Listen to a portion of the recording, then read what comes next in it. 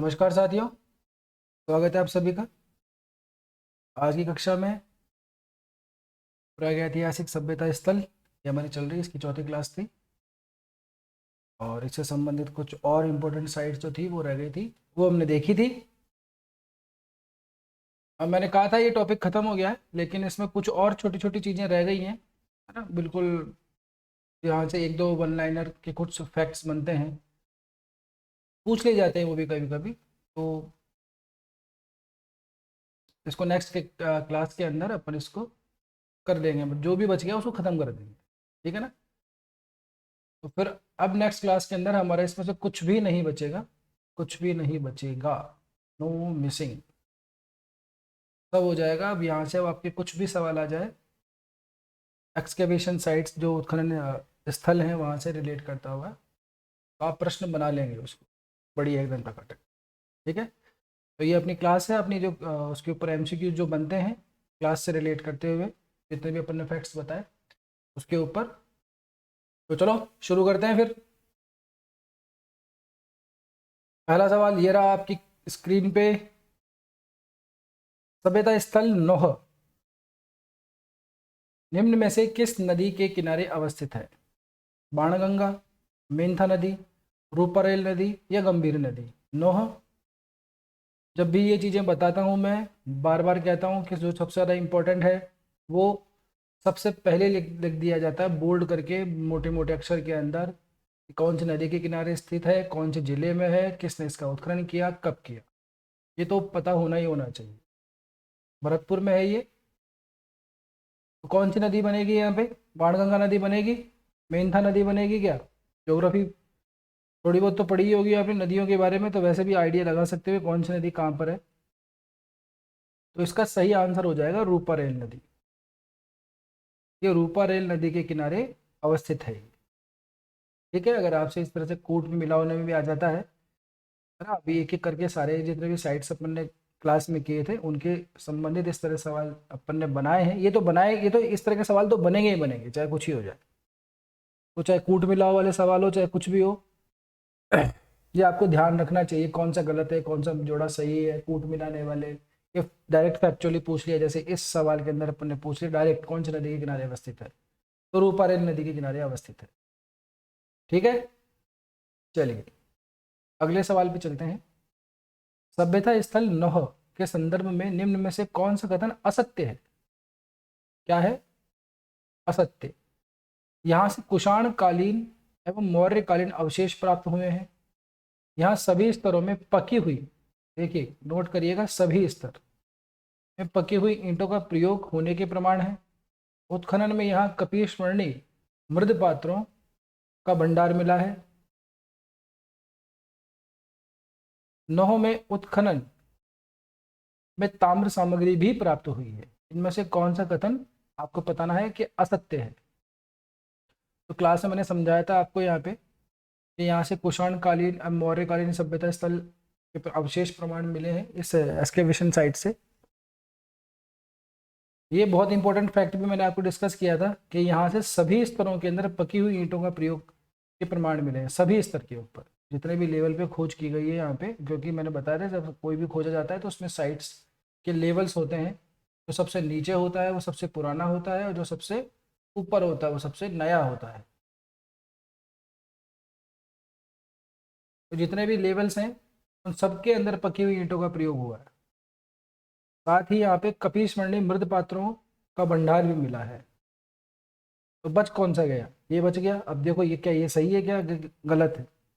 नौह में उत्खनन में ताम्र सामग्री भी प्राप्त हुई है। ये मैंने स्पेशल फैक्ट बताया था आपको कि यहाँ पे अभी तक जो खुदाई हुई है उसमें ताम्र सामग्री का उपयोग नहीं मिला है, इसलिए ये क्या है, प्योरली लौह संस्कृति का केंद्र माना जाता है।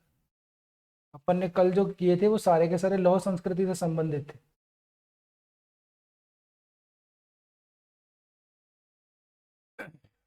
तो यहाँ पे तांबे का यूज के प्रमाण नहीं मिले हमें इस साइड के ऊपर, ठीक है ना, ध्यान रखिएगा इस बात को।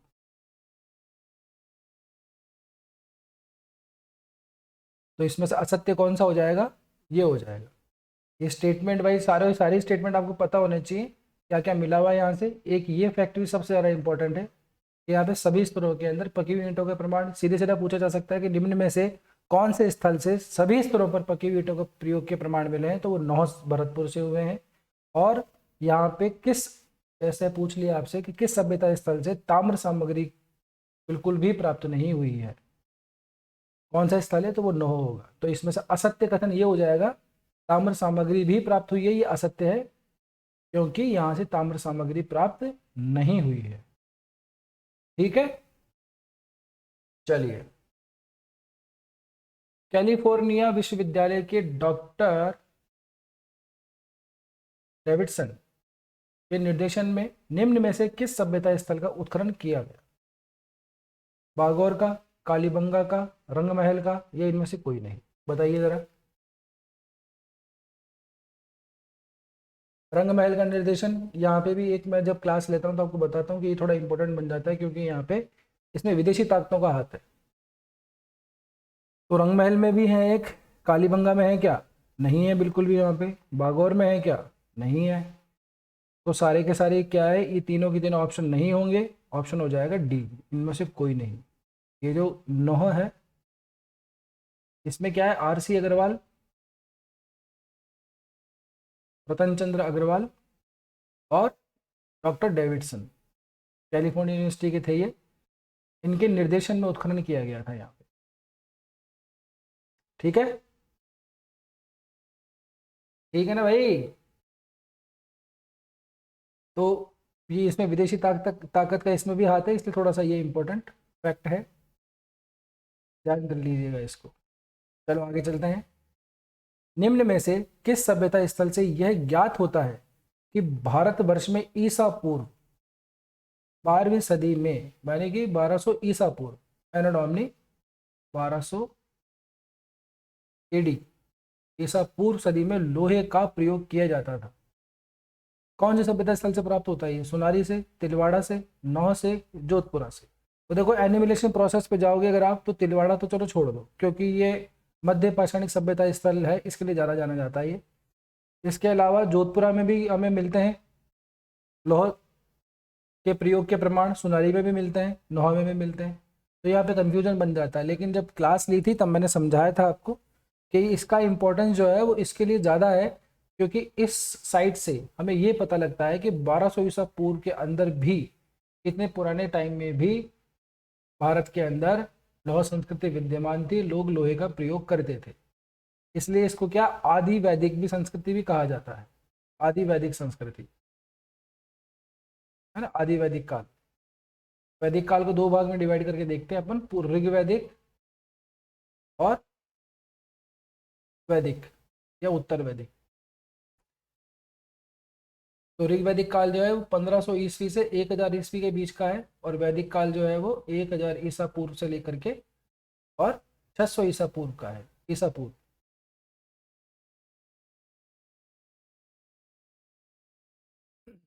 तो यहाँ से 1200 ईसा पूर्व के अंदर लोहे के प्रमाण मिलते हैं नौ से, इसलिए ये सभ्यता स्थल इंपॉर्टेंट बन जाता है। ये फैक्ट मैंने आपको बहुत रिपीट कर करके बताया था कि ऐसे पूछा जा सकता है, तो उसको ध्यान रखिएगा। थोड़ा प्रेजेंस ऑफ माइंड अपना रखा कीजिए, जो आपको मटेरियल दिया था उसको पढ़ा भी करिए। ठीक है, देख लीजिएगा जब एग्जाम होगा ना, ये सवाल मिलेंगे सीधे सीधे ऐसे कि ऐसे, जो अपन फैक्ट यहाँ पे डिस्कस कर रहे हैं। अभी तो आराम से बैठ के कर रहे हो, थोड़ा ध्यान, दिमाग को थोड़ा सा एक्टिव रखो। चलो नेक्स्ट सवाल पे चलते हैं। निम्न में से किस स्थल से पाप हत्तस अंकन वाली मुद्रा हवन कुंड के पास मिली हुई है? नगर, नगरी, नौह, भीलमाल? पाप हत्तस संस्कृत के अंदर लिखा हुआ है। अभी अभी पिछले क्वेश्चन में मैंने फैक्ट आपको बताया कि इस सभ्यता स्थल को क्या कहते हैं, आदि वैदिक संस्कृति भी कहा जाता है। इस संस्कृत के अंदर लिखा हुआ है पाप हत्तस, एक मुद्रा प्राप्त हुई है हवन कुंड के पास में, वहां पे इस मुद्रा के ऊपर अंकित है ये पाप हत्तस। ठीक है, ये पढ़ लिया गया है, ये अच्छी बात है, संस्कृत में लिखा हुआ है तो अच्छा फैक्ट बन जाता है। तो ये कहाँ से मिला है? ये नौ से ही मिला है। नौ के ऊपर बहुत सारे फैक्ट बनते हैं। नगर, नगरी, भीनमाल यहाँ से नहीं मिला है, यहाँ से कुछ और मिले हैं जिसके बारे में अपन देखेंगे। ठीक है, चले आगे, चले आगे। चलो तो चलो फिर चलो, नेक्स्ट क्वेश्चन देखो। सभ्यता स्थल, अब आती है रैंड की बारी। निम्न में से किस नदी के किनारे अवस्थित है? रैंड कहाँ पर है ये? टोंक के अंदर अवस्थित है। कौन सी नदी के किनारे अवस्थित है? मैनाल नदी के किनारे, भील नदी के किनारे, रूपारेल नदी के किनारे, या बेडस नदी के किनारे? अब आप क्या थोड़ा सा दिमाग लगा लोगे ना, जब आपको पता हो कि टोंक के अंदर है, तो आप क्या थोड़ी बहुत आइडिया लगा सकते हो, भले ही आपको जो इसका आंसर है उस नदी का नाम पता हो चाहे ना हो, लेकिन बाकी का अगर पता है तो आप थोड़ा आइडिया लगा सकते हो। एनिमिलेशन प्रोसेस कहते हैं इसको, जो गलत आपको लग रहा है उसको काटते चले जाओ, वो एनिमिलेशन प्रोसेस होता है। तो मेनाल नदी आपको पता होना चाहिए ये नदी का उद्गम कहाँ से है, कौन सी किसकी सहायक नदी है। ये नहीं होगा आंसर। रूपारेल नदी, ये भी नहीं होगा आंसर। बेड़च नदी, ये भी नहीं होगा आंसर। बच गई कौन सी? ढील नदी। अब आपने क्या है कि भले ही इस नदी का नाम सुना हो चाहे ना सुना हो, लेकिन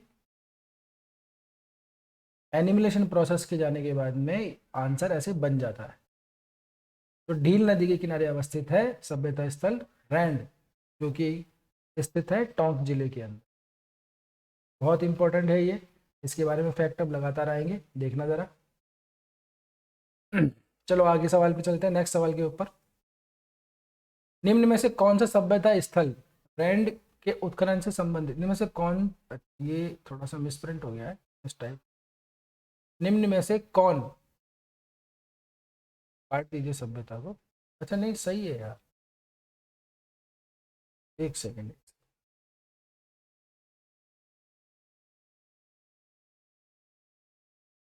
हम्म,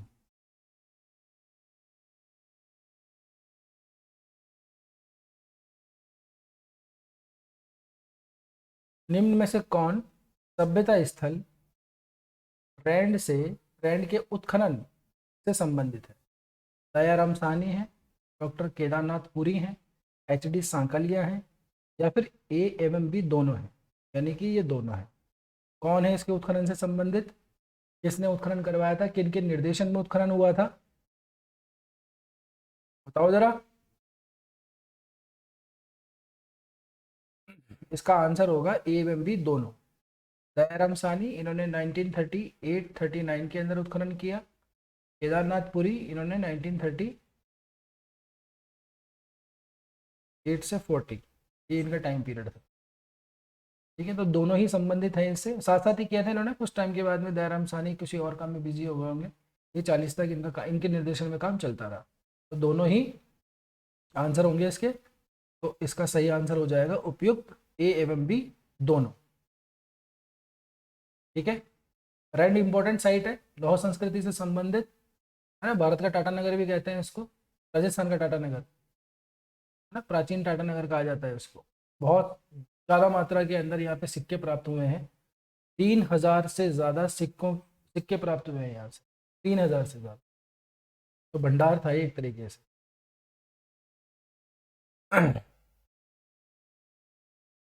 चले आगे, अगला सवाल। निम्न में से किस स्थल से एशिया का अब तक का सबसे बड़ा सिक्कों का भंडार मिला है? इनफैक्ट अभी मैंने थोड़ी देर पहले ही आपको बता दिया पिछले वाले क्वेश्चन के अंदर, एशिया का सबसे बड़ा सिक्कों का भंडार मिला है। भारत का नहीं, राजस्थान का नहीं, ना कि सिर्फ भारत का, ना कि सिर्फ राजस्थान का, बल्कि पूरे एशिया का। अब देखो इस सवाल को, ये फैक्ट तो सब जानता है, इस सवाल को क्या घुमाया जा सकता है? निम्न में से किस स्थल से एशिया की जगह राजस्थान टिका देंगे, तब भी ये फैक्ट सही है। राजस्थान की जगह अगर भारत टिका दे, तब भी ये फैक्ट सही है। किस स्थल से राजस्थान का अब तक का सबसे बड़ा सिक्कों का भंडार मिला है, तो भी आंसर सेम आएगा। किस स्थल से भारत का अब तक का सबसे बड़ा सिक्कों का भंडार मिला है, तब भी आंसर सेम आएगा। और एशिया है तब तो सेम आएगा। विश्व का आ जाएगा तब तो बात अलग है, विश्व का ऐसे ऐसी तरह से कोई सेट हमें नहीं है, तो फैक्ट हमें पता भी नहीं। तो सुनारी नहीं है, नौह नहीं है, बैराठ नहीं है, यह है रैंड। और इसी वजह से इसको क्या कहा जाता है? प्राचीन राजस्थान का टाटा। इसीलिए कहा जाता है। ये फैक्ट मैंने आपको दूसरी क्लास के अंदर बता दिया था। प्रश्न अपन ने कुछ यूँ पूछा था वहाँ पे कि रैंड को प्राचीन राजस्थान का टाटा नगर क्यों कहा जाता है। उसके ऑप्शन कुछ इस तरह से थे कि जमशेद जी टाटा का जन्म हुआ इसलिए, स्टील प्लांट लगा हुआ है इसलिए, या यहाँ पे बहुत अधिक मात्रा के अंदर लौह अयस्क के भंडार प्राप्त होते हैं इसलिए, या फिर यहाँ पे उत्खनन के अंदर बहुत अधिक मात्रा में लौह उपकरण एवं सामग्री प्राप्त हुई, इसीलिए कहा जाता है इसको प्राचीन भारत का टाटा नगर। बहुत अच्छा फैक्ट है ये, ध्यान रखिएगा। ये ऐसे फैक्ट हैं जो कभी भी कहीं भी किसी भी एग्जाम में पूछे जा सकते हैं, कोई आश्चर्य की बात नहीं है। एग्जामों में रिपीट होते रहते हैं इस तरह के फैक्ट, क्योंकि इसके बारे में सबसे इंपॉर्टेंट चीज़ें यही बन जाती हैं। अब वहाँ पे अगर आप कंफ्यूज होना लाजमी रहता है अगर आप रिवीजन नहीं करते हो ना। देखो, अगर आप रिवीजन नहीं करोगे तो कंफ्यूज रहोगे ही रहोगे, क्योंकि वो फैक्ट में काफ़ी कुछ हौच पौच हो जाता है, इतना सारा पढ़ना पड़ता है। फिर एग्जाम के एक दिन में वो सारा का सारा पढ़ा हुआ काम में लो, वो भी एक बात हो जाती है। फ्रेश दिमाग होना चाहिए, सब कुछ याद होना चाहिए। वो सब कुछ होगा तब आप अच्छे तरीके से कम 2 या 3 बार 4 बार जितनी बार हो सके आपसे रिवीजन आप करके जाओगे, तब आपके दिमाग में फैक्ट ऐसे कैसे आएंगे, कोई कन्फ्यूजन नहीं हो। तो इसका सही आंसर है रैंड। कई जगह ये मतलब इस तरह से लिखा रहता है रैंड, कई जगह ऐसे लिखा रहता है रैंड, कई जगह रैंड इस तरह से लिखा रहता है, कई जगह रेड लिखा रहता है। तो जो भी आ जाए ध्यान रखिएगा, एक ही बात है। चलिए अगले सवाल की तरफ बढ़ते हैं। निम्न में से किस सभ्यता स्थल से प्राप्त शीशे की मुद्रा पर ब्राह्मी लिपि में मालव जनपद 10 अंकित है? कौन सी लिपि में? ब्राह्मी लिपि में। पहले अपन ने भी देखा वहां पे क्या लिखा था, वहां पे कुछ और लिखा था, है ना? पाप और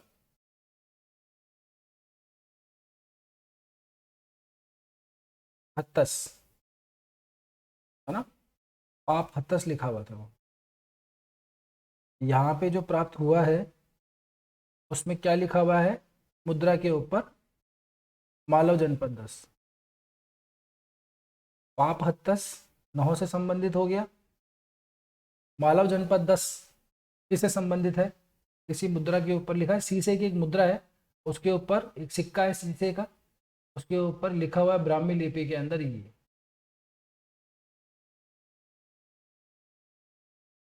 मालव जनपद 10। कहाँ से प्राप्त हुई है ये? मालव जनपद 10। सुनारी से, रैंड से, नौ से, बैराट से? क्योंकि अभी जिस तरह सीक्वेंस चल रही है तो आपके लिए आंसर लगाना आसान होगा। जब ये सीक्वेंस बदल दूंगा मैं, 9 के क्वेश्चन के बाद में रैंड का, रैंड के बाद में तिलवाड़ा का, तिलवाड़ा के बाद में फिर से 9 का, 9 के बाद में फिर से सुनारी का, सीक्वेंस बदल देंगे तब हो सकता है थोड़ी कठिनाई हो। अभी तो सीक्वेंस से चल रहा है तो आंसर लगाना आपके लिए थोड़ा आसानी होगी। तो मालव जनपदस जो बना हुआ है किसी मुद्रा के ऊपर, वो रैंड से प्राप्त होती है। इससे क्या पता लगता है? इससे ये पता लगता है कि जो रैंड है वो मालव जनपदस, या मालव जनपद जो उस समय का था उसका एक बहुत बड़ा शहर, बहुत बड़ा केंद्र रहा होगा। कुछ इतिहासकारों ने ये भी कहा है कि ये वहाँ की राजधानी रही होगी। कल क्लास में मैंने समझाया था आपको। ये फैक्ट भी अमूमन कई किताबों में लिखा आ जाता है कि प्राचीन लौह युगीन जो काल था, लौह काल के अंदर मालव जनपद की राजधानी निम्न में से कौन थी? तो वो रैंड थी। ठीक है, होगा ही, क्योंकि देखो रैंड टोंक के अंदर है, टोंक के अंदर वैसे भी कोई लौह अयस्क के वैसे कोई भंडार मिलते नहीं है ना, कि जमीन के अंदर लौह अयस्क के भंडार मिले हों, ऐसा भी नहीं है ना? तो इतनी बड़ी मात्रा के अंदर सिक्कों का होना क्या दर्शाता है? यही दर्शाता है कि सिक्के कहीं से आते होंगे, या फिर यहाँ पे टकसाल वगैरह होती होगी, ढाला जाता होगा। तो इतने बड़े सिक्के कहाँ मिलेंगे? राजधानी में मिलेंगे, ग्रामीण क्षेत्र के अंदर तो मिलेंगे नहीं, क्योंकि व्यापार का केंद्र राजधानी रही होगी, है ना? जो प्रमुख जो वर्ग होगा वो भी यहीं निवास करता होगा, यहीं से सारे काम ऑपरेट किए जाते होंगे। तो मनी का जो ट्रांजैक्शन है वो सबसे ज़्यादा कहाँ होगा? राजधानी में। आज भी कोई भी हो, चाहे राजस्थान की राजधानी जयपुर हो या भारत की राजधानी दिल्ली हो, ट्रांजेक्शन का काम, ट्रांसपोर्टेशन का काम, ट्रेडिंग का काम सबसे ज़्यादा कैपिटल्स में ही होता है, राजधानियों में ही होता है। तो उससे अनुमान लगाया गया कि ये क्या है, प्राचीन मालव जनपद की राजधानी थी रैंड। चलिए अगले सवाल पे चलते हैं। सभ्यता स्थल रैंड के संदर्भ में निम्न में से कौन सा कथन असत्य है? फिर से रैंड के बारे में सवाल है, इसमें आपको पता लगाना है कि इन चार में से कौन सा कथन असत्य है। इसे प्राचीन भारत का टाटा नगर कहा जाता है, बिल्कुल कहा जाता है। यहाँ से सेनापति एवं मित्र सिक्के प्राप्त हुए। कल मैंने आपको बकायदा इमेज के थ्रू बताया था क्लास के अंदर कि ये इस तरह के सिक्के सेनापति सिक्के कहलाते हैं और इस तरह के सिक्के जो हैं वो मित्र सिक्के कहलाते हैं।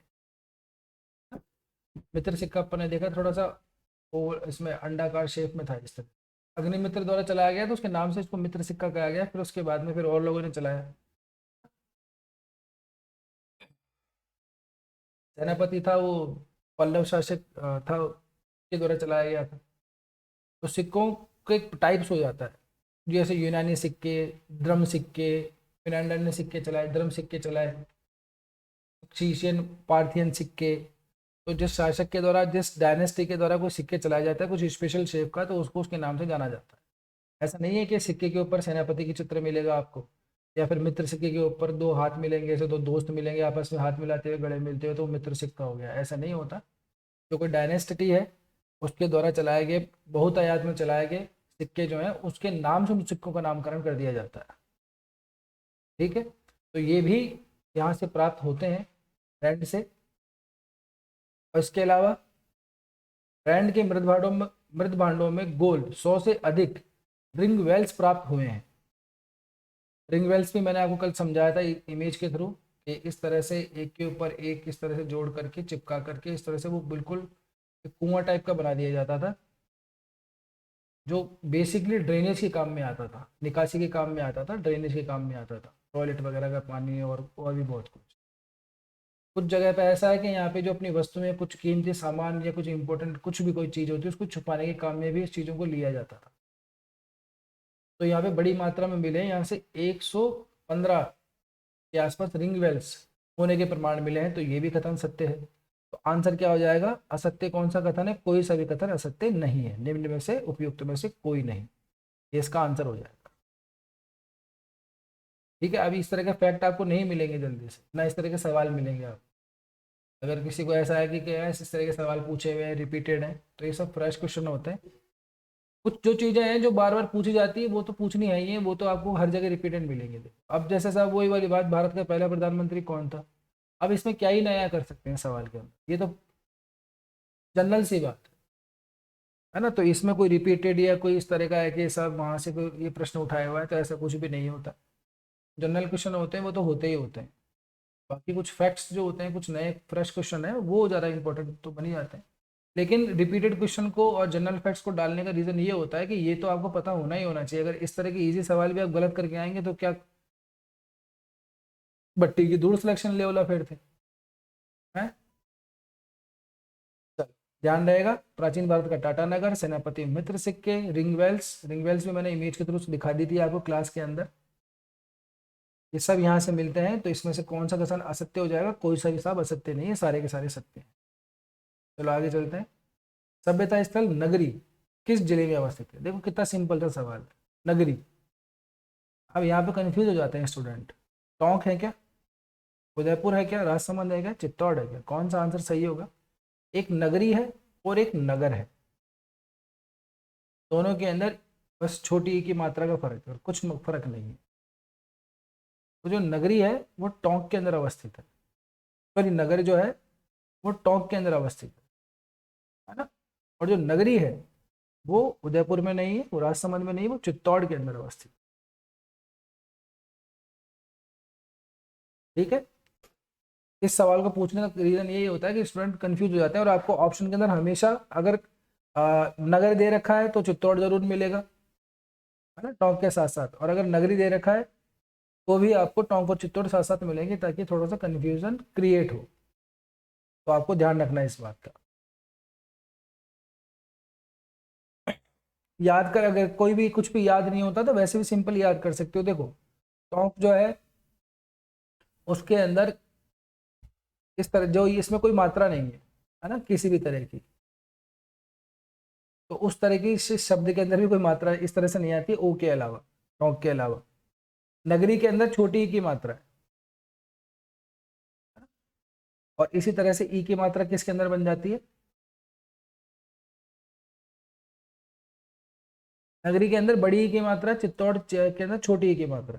तो ई ई इस तरह से कैसे भी याद कर सकते हो यार, देखो अपना अपना तरीका होता है याद करने का। यहाँ पे ई की मात्रा, यहाँ पे भी ई की मात्रा, चलो ठीक है सेम सेम होंगे, यहाँ पे मात्रा नहीं है तो इसके लास्ट में भी कोई इस तरह से कोई मात्रा नहीं है, तो चलो ठीक है नगर टोंक से संबंधित होगा।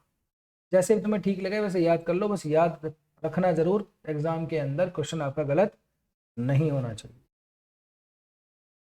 निम्न में से किस सभ्यता स्थल से शिवी जनपद, अभी मालव जनपद की बात हो गई, अब शिवी जनपद की बात हुई। शिवी जनपद के सिक्के प्राप्त हुए, सिक्कों पर भी लिखा हुआ है शिवी जनपद, उसे साफ साफ पता लगता है कि ये शिवी जनपद से संबंधित था।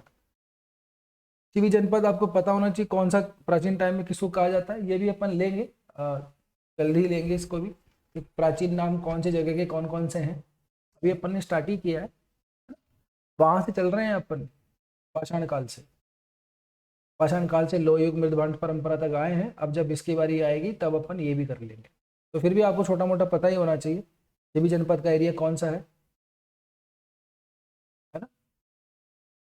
नगर नहीं है, रैंड नहीं है, नोह नहीं है, नगरी है। चित्तौड़ और उसके आसपास के एरिया को शिवी जनपद कहा जाता था, ठीक है ना। महाभारत के अंदर और भी बहुत सारे जो प्राचीन काव्य ग्रंथ, महाकाव्य ग्रंथ है, प्रमाण है, तो उसके अंदर चित्तौड़ को शिवी जनपद के अधीन बताया गया है। उसका एरिया काफी बड़ा सारा था, लेकिन चित्तौड़ उसके अंतर्गत आता था, तो नगरी उसी के अंतर्गत है, इसलिए इसको क्या है, इस तरह से कहा जाता है नगरी या शिवी, ऐसे भी लिखा आ सकता है एग्जाम के अंदर, तो कंफ्यूज नहीं होना है। ठीक है, मालव जनपद से संबंधित कौन रहा, रैंड।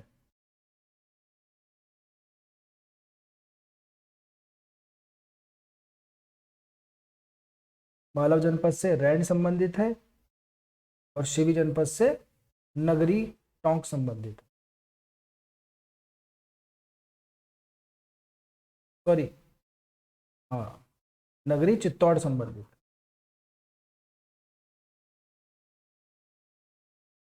कंफ्यूजन नहीं रहेगा बिल्कुल भी, ठीक है।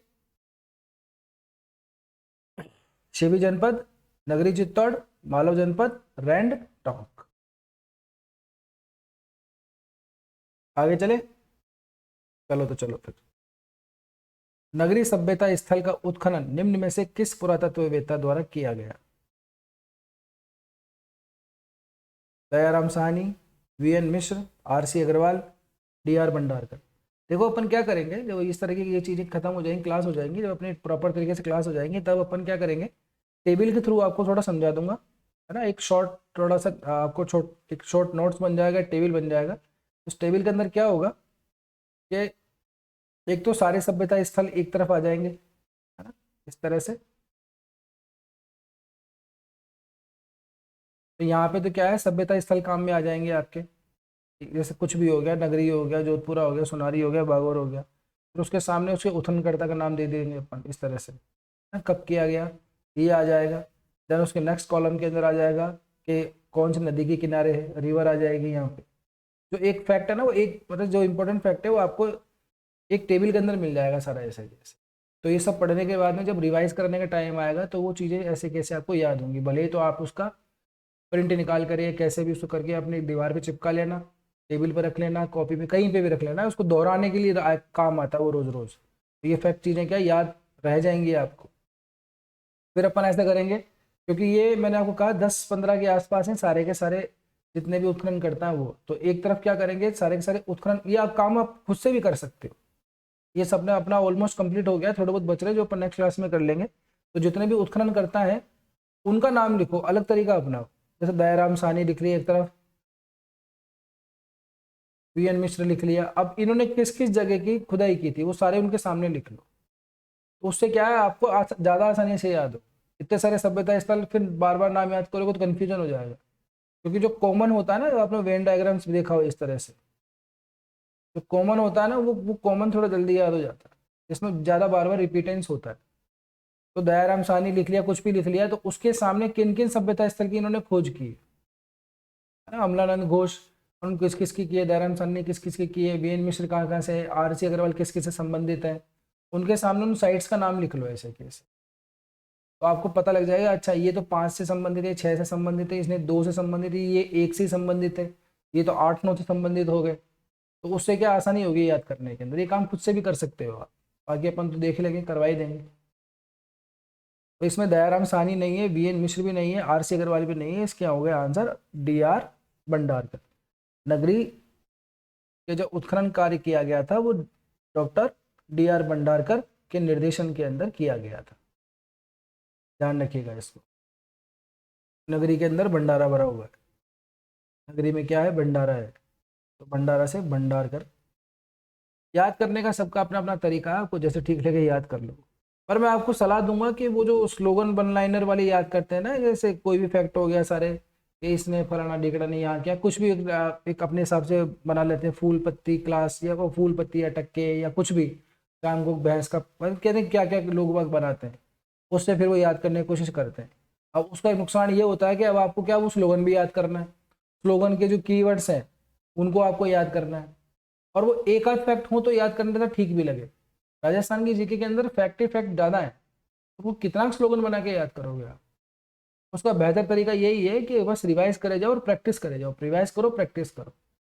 अब आपको क्या है, वो पूरा स्लोगन ही याद नहीं आया तो, और आपको कंफ्यूजन हो गया कि ये जो कै है, ये कै किसके लिए है, टै जो है टै टोंक के लिए है, किसके लिए है, ए लिखा है वो अलवर के लिखा है कि अजमेर के लिए लिखा है ना, जे लिखा हुआ है वो जोधपुर के लिए लिखा हुआ है या जालौर के लिए लिखा हुआ है, बी से बहुत सारे अल्फ़ाबेट बन जाते हैं, तो वो ज़्यादा कंफ्यूज करता है जहाँ तक मेरा अनुभव है। उससे थोड़ा बचने की कोशिश कीजिएगा, एक आध कुछ जगह पे काम आ जाए तो ठीक है, ज़्यादा हर चीज़ का वो स्लोगन बनाने की कोशिश मत करना, नहीं तो गलत हो जाए। चलो आगे चलते हैं। अब आता है साबी नदी के किनारे, ये सा है ना, साबी नदी के किनारे निम्न में से कौन सा सभ्यता स्थल अवस्थित है। अब नदी आ गई है साबी, सुनारी है, जोधपुरा है, भीनमाल है, रंगमहल है। अब देखो रंगमहल तो बिल्कुल नहीं हो सकता, गगन नदी के किनारे अवस्थित है ये, है ना। भीनमाल, भीनमाल कहाँ है, जालौर, वहाँ पे साबी नदी है क्या, वहाँ भी पॉसिबल नहीं है। सुनारी झुंझुनू के अंदर, वहाँ भी नहीं है। जोधपुरा हो सकता है, जयपुर। तो निम्न में से कौन सा सही आंसर होगा, जोधपुरा होगा। ये भी लोही संस्कृति स्थल है, PGW पेंटेड ग्रेवियर गेरवे चित्रित मृदभांड सभ्यता स्थल संस्कृति स्थल। इसका मतलब यही होता है, ये यहाँ पे ये लिखा रह गया है, ये जो फैक्ट आ गया, इसका मतलब है कि ये जो साइट है वो लौह काल से संबंधित है, या फिर ये जो स्थल है वो लौह सभ्यता या संस्कृति स्थल है। PGW का मतलब यही है। इसके बारे में और डिटेल्स ही बहुत सारे फैक्ट है, लेकिन वो आपके सिलेबस में नहीं, काम के नहीं है, तो ज़्यादा याद करने की जरूरत भी नहीं है। लेकिन ये ध्यान रखना जरूरी है, PGW का मतलब लौह संस्कृति, लौह काल से संबंधित।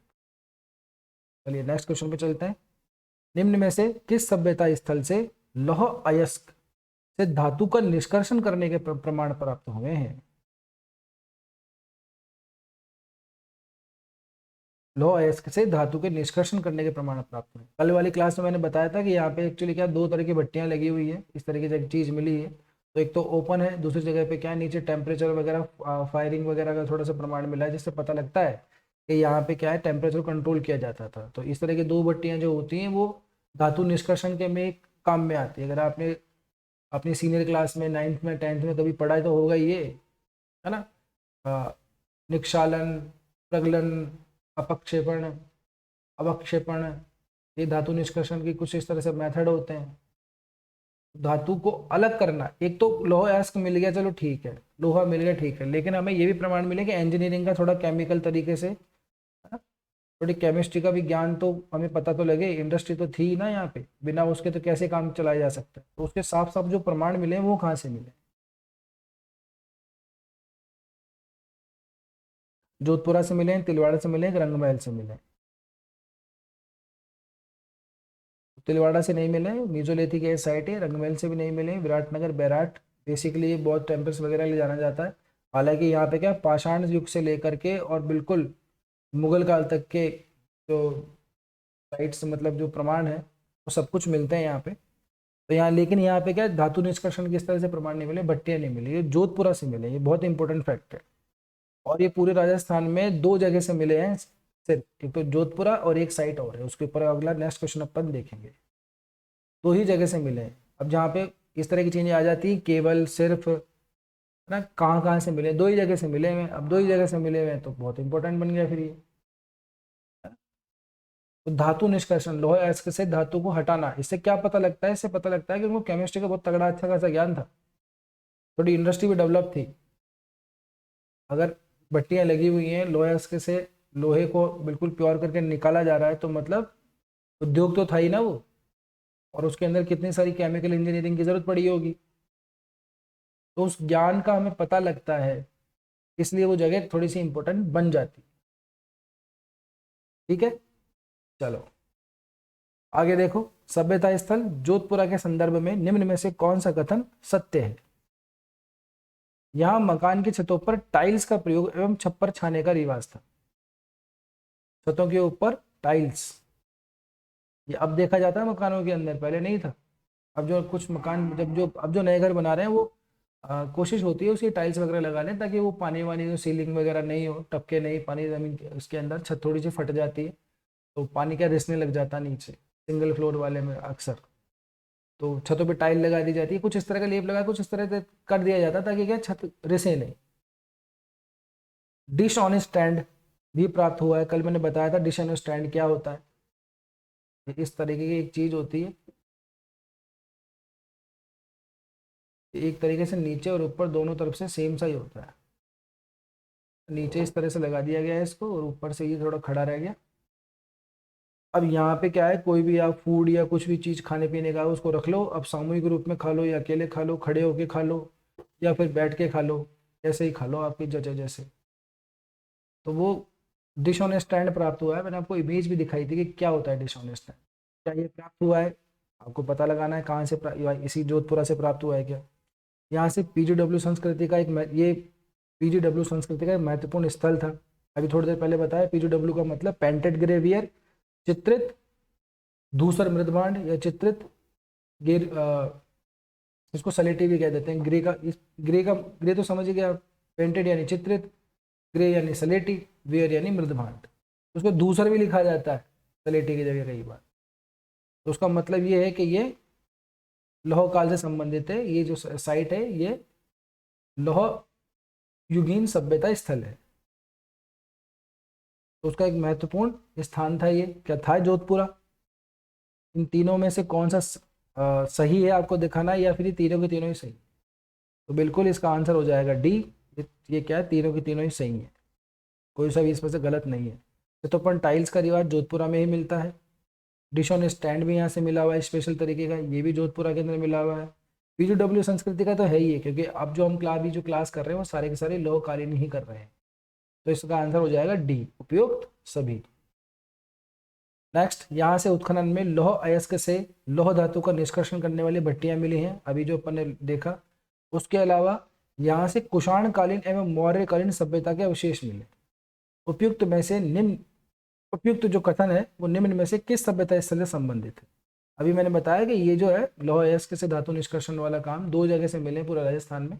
एक तो जोधपुरा तो है ही है ना, इसके अलावा एक जगह और है, उसके बारे में आपको पता करना है। ये दोनों के दोनों फैक्ट जो है ना वो सेम है, सुनारी में भी ऐसा ही मिलता है और जोधपुरा में भी ऐसा ही मिलता है। ये सिर्फ भट्टियां नहीं बल्कि यहाँ पे कुषाण कालीन मौर्य कालीन सभ्यता के अवशेष भी मिलते हैं, और सेम टाइम में बाद के स्तरों में मिलते हैं, जो एक पर्टिकुलर लेवल है उसी लेवल में मिलती हैं चीज़ें।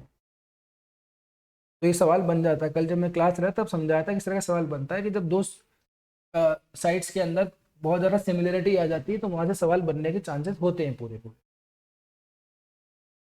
तो देखो तिलवाड़ा नहीं है, मैं तिलवाड़ा ऑप्शन में इसलिए बार बार लेके आ रहा हूँ क्योंकि मुझे जहां तक लगता है अब की बार सवाल कहीं ना कहीं तो फंसेगा तिलवाड़ा से, क्योंकि आ चुका है इससे पहले इस तरह का सवाल आया नहीं था, कि नया फ्रेश क्वेश्चन था ये, है ना। मध्य पाषाणिक सभ्यता स्थल तिलवाड़ा और बाघोर, और 2 ऑप्शन और थे, उनमें से कौन सा सही है, कॉलेज लेक्चर के अंदर आया था। तो बार बार मैं इसलिए लेके आता हूँ ताकि आपको ध्यान रहे कि ये अगर आ जाए तो हमारा सवाल गलत तो नहीं होगा। जोधपुरा और उसके बाद में दूसरा जो साइट है वो सुनारी है, झुंझुनू होगा। तो इन दोनों से ही ये मिले हैं। धातु निष्कर्षण के प्रमाण कौन सी साइट से मिले हैं? जोधपुरा के अलावा मिले हमें सुनारी से। ये 2 ही जगह है ऐसी राजस्थान के अंदर जहाँ से धातु निष्कर्षण के भट्टियों के प्रमाण हमें प्राप्त होते हैं, लौह काल के। इसलिए इसका आंसर हो जाएगा ए एवं सी दोनों। ठीक है, चलो आगे बढ़ते हैं। अब बात आती तिलवाड़ा की। सभ्यता स्थल तिलवाड़ा निम्न में से किस नदी के किनारे अवस्थित है? तिलवाड़ा आप सीधा सीधा दिमाग लगा सकते हो, तिलवाड़ा कहाँ है? बाड़मेर में। वहां से कौन सी नदी होके बहती है? कौन सी नदी उसके आसपास से होके बहती है? बनास नदी बहती है? नहीं बहती। बेडिस बहती है? नहीं बहती। माही नदी बहती है? तो बिल्कुल ही नहीं बहती। बच गई कौन सी? लूणी नदी। तो लूणी नदी के किनारे अवस्थित है साहब। एलिमिनेशन प्रोसेस से भी जा सकते हो आप सीधा सीधा, है ना। एनिमिलेशन प्रोसेस कर ले भी बहुत ज़्यादा काम में आता है। इवन यहाँ तक कि 50-50 तक तो पहुँचने में काम में आ ही जाता है कि अब या तो इन दोनों में से एक आंसर होगा। लॉ ऑफ प्रोबेबिलिटी के हिसाब से आपके उस आधे सही और आधे गलत चले जाते हैं, तो भी आपको फायदा ही होता है। तो ऐसे क्वेश्चन को छेड़ देना चाहिए जहाँ पे आप 50-50 में पहुँच गए। 10 किए, 10 में से 5 सही 5 गलत, या 12 किए, 12 में से 6 सही 6 गलत। तो 6 गलत हुए, 6 गलत का अगर नेगेटिव मार्किंग है 1/3, तो आपके 6 के साथ साथ में 2 क्वेश्चन और चले जाएंगे 12 में से। जो आपने सही किए हैं 6, उसमें से 2 माइनस और हो जाएंगे। तब भी आपके पास में 12 में से 4 क्वेश्चन तो बचेंगे ना। 4 क्वेश्चन के तो मार्क्स मिलेंगे। और क्या पता अगर आपके 6 की जगह 3 ही गलत हुए तो और फायदा मिल जाएगा। तो ऐसे इस टाइप की जो सिचुएशन हो जाती है तब क्वेश्चन को छोड़ना नहीं चाहिए, स्किप नहीं करना चाहिए। नेगेटिव की जो डर है नेगेटिव मार्किंग का, उससे बच लेना चाहिए। समय 50-50 पहुंच गए, चलो ठीक है। 12 क्वेश्चन 100 में से बन गए ऐसे जहाँ पे आपको आधे आधे पे डाउट हो रहा है, तो उस क्वेश्चन को टिक मार दो, आप फायदे में रहोगे। तो लूणी नदी के किनारे अवस्थित है तिलवाड़ा। अब आगे, निम्न में से किस सभ्यता स्थल का प्राचीन नाम खेड़गढ़ मिलता है? ये जो तिलवाड़ा के बारे में पूछ रहा हूं ना सवाल, देखना कहीं ना कहीं से घुमा फिरा के आएगा जरूर ये। खेड़गढ़ मिलता है तिलवाड़ा का, नगर का, बागौर का, बैराट का। तो बैराट का तो विराट नगर मिल जाता है हमें, है ना। नगर का नगर ही है, तिलवाड़ा यही है।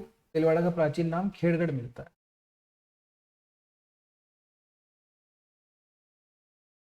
इसका सही आंसर हो जाएगा ए। तो अपन ने जो क्वेश्चन किए हैं आज वो कल की क्लास से रिलेट करते हुए हैं, और सारे के सारे इतने फैक्ट्स हैं अपन ने क्लास में डाल दिए। और इंपॉर्टेंट फैक्ट्स में जो सवाल बनते हैं वो अपन ने एमसीक्यूज के साथ में कर लिए।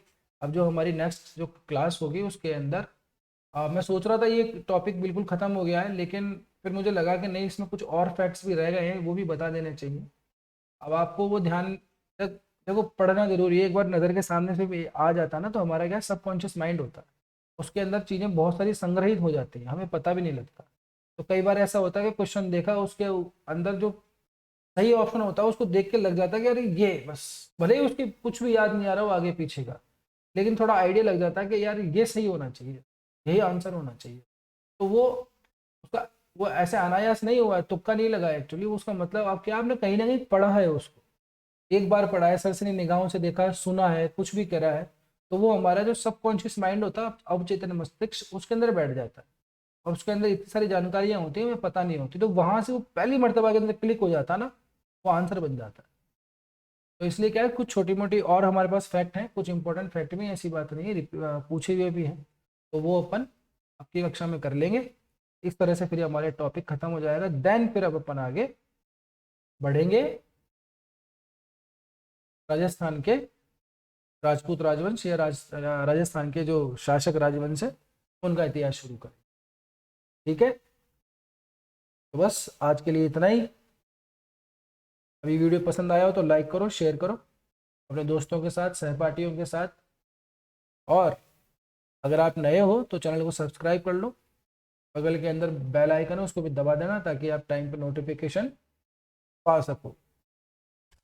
और स्टडी पिलर के ऊपर बैचेस स्टार्टेड हैं, नए बैचेस, फ्रेश बैचेस स्टार्टेड हैं। आपको यहाँ पे आइए आप, बिल्कुल जेन्युइन प्राइस के अंदर सारे कोर्सेज अवेलेबल हैं। अब जो अपकमिंग एग्जाम होने वाले हैं सबके बैचेस स्टार्ट कर दिए हैं, BSTC के भी कर दिए हैं, कंप्यूटर अनुदेशक के भी कर दिए हैं, लैब असिस्टेंट के भी कर दिए हैं, सारे कुछ कोर्सेज स्टार्ट हो चुके हैं। तो बिल्कुल जेन्युइन प्राइस के ऊपर, ये जो मार्केट का है जो बहुत लंबे चौड़े फीस लेते हैं ऐसा कुछ नहीं, बिल्कुल जेन्युइन प्राइस पे है अपना। तो अपने इस हिसाब से जो जिसके भी आप प्रिपरेशन, जिस टारगेट को एग्जाम बना के कर रहे हैं अपनी प्रिपरेशन, उसके हिसाब से कोर्स को परचेज कर लीजिए। आपको लाइव क्लास मिलेंगी, रिकॉर्डेड क्लासेज भी मिलेंगी, मटेरियल मिलेगा, आप उसको बार बार देख सकते हैं। तो जाइए जल्दी रजिस्टर्ड हो जाइए, और वीडियो को लाइक तो कर ही देना, इसमें पैसे थोड़ी नहीं लग रहे हैं आपके, है ना। चलो मिलते हैं अपनी अगली कक्षा के अंदर, तब तक के लिए स्वस्थ रहो, मस्त रहो, अपना और अपनों का ध्यान रखो। जय हिंद, जय भारत।